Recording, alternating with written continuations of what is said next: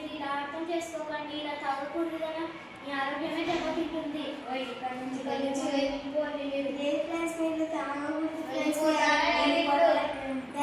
చెప్పినా కూడా అర్థం కాదు.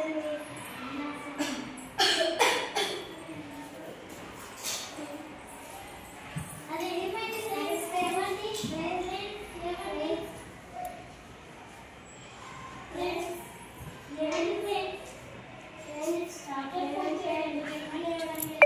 హలో డాక్టర్, వీళ్ళిద్దరు కళ్ళు తిరిగి పడిపోయారు, తొందరగా రండి డాక్టర్.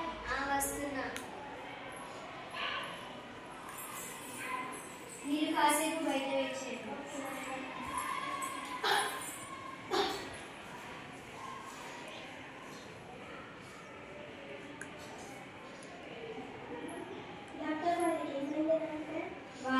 వాళ్ళకు పొగాకు తాగే అలవాటు ఉన్నట్టుంది. అవును డాక్టర్. వీళ్ళు పొగాకు తాగడం వలన వీళ్ళకు ఒక్కొక్క కిడ్నీ పాడైపోయింది. ఇప్పుడు ఎలా డాక్టర్?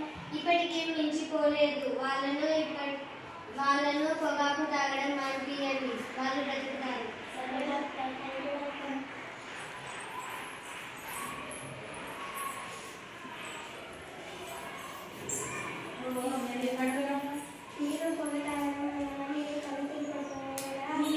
కిడ్నీ ఫెయిల్ అయింది ఫ్రెండ్స్.